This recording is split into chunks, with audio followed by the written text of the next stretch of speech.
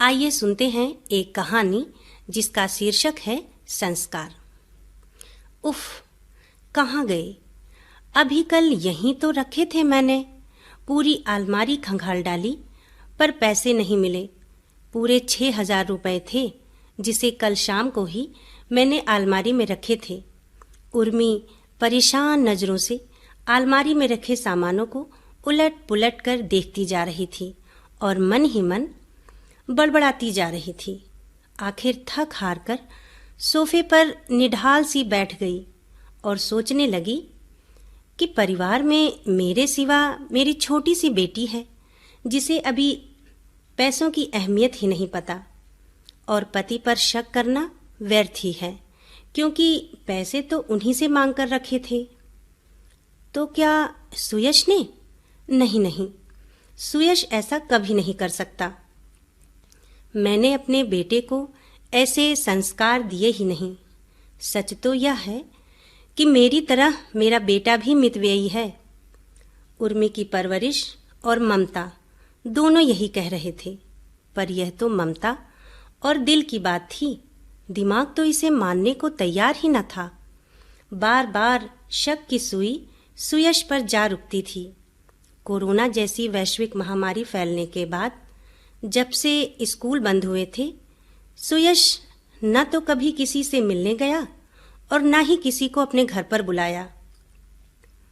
लेकिन आज सुबह सुबह ही अपने प्रिय मित्र सुबोध से मिलने की बात कहकर वह उसके घर चला गया। तो क्या सचमुच सुयश ने ही अलमारी से पैसे उठाए होंगे? मेरी सहेलियां तो अक्सर मुझे मशवरे दिया करती हैं कि मैं अपने बेटे की हरकतों पर नजर रखा करूं। किशोरावस्था है, यही वह उम्र होती है जब बच्चों के बनने और बिगड़ने की नींव पड़ती है, जिसमें ग्रहण किए गए संस्कार स्पष्ट और गहरे होते हैं, जो बच्चों के आगामी जीवन को दूर दूर तक प्रभावित करते हैं। इसी उधेड़ बुन में थी उर्मी कि तभी दरवाजे की घंटी बजी। दरवाजा खोला तो देखा सामने सुयश खड़ा है। उसके चेहरे को देखकर अंदाजा लगाना तनिक भी मुश्किल नहीं था कि वह कुछ छुपाने की कोशिश कर रहा है। बिना कुछ बोले ही चुपचाप सर झुकाए वह अपने कमरे की तरफ बढ़ गया। उर्मी के शक को मानो जैसे कोई सबूत मिल गया हो, क्योंकि सुयश जब भी कहीं बाहर से घर लौटता था तो मुस्कान भरे चेहरे के साथ हमेशा मुझसे एक गिलास ठंडा पानी जरूर मांगता था, पर आज तो बिल्कुल ऐसा नहीं था। उर्मी के मन में क्रोध का बवंडर घूमने लगा। फिर भी अपने गुस्से को नियंत्रित कर बड़े ही प्यार से बेटे को अपने पास बुलाया। बालों में उंगलियां फेरते हुए बगल बैठाकर पूछा, क्या बात है बेटा? बहुत परेशान दिख रहे हो।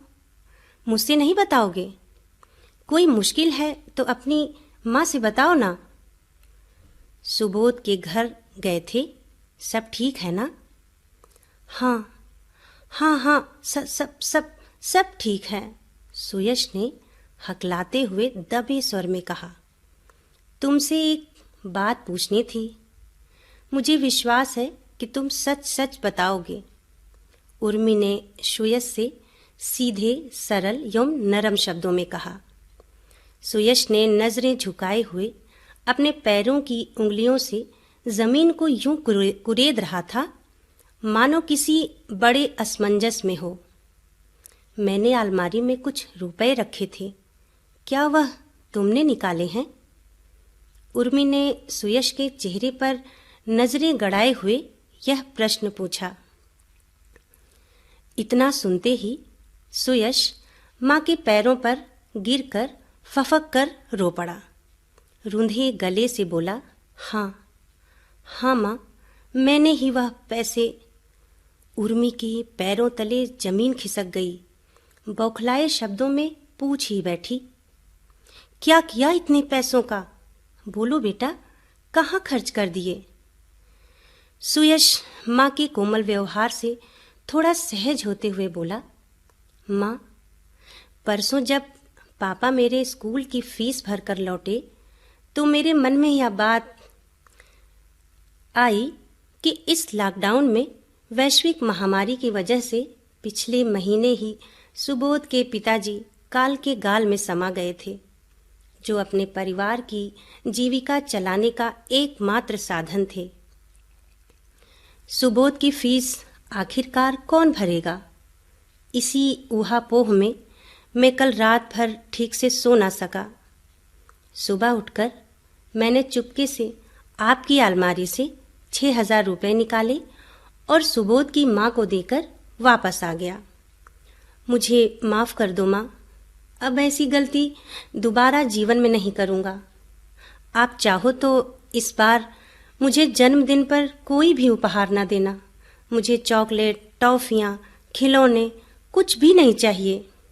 सुयश सुबक सुबक कर अपनी सफाई में बहुत कुछ कहता जा रहा था और उर्मी बेटे को निहारते हुए अपनी परवरिश पर नाज किए जा रही थी।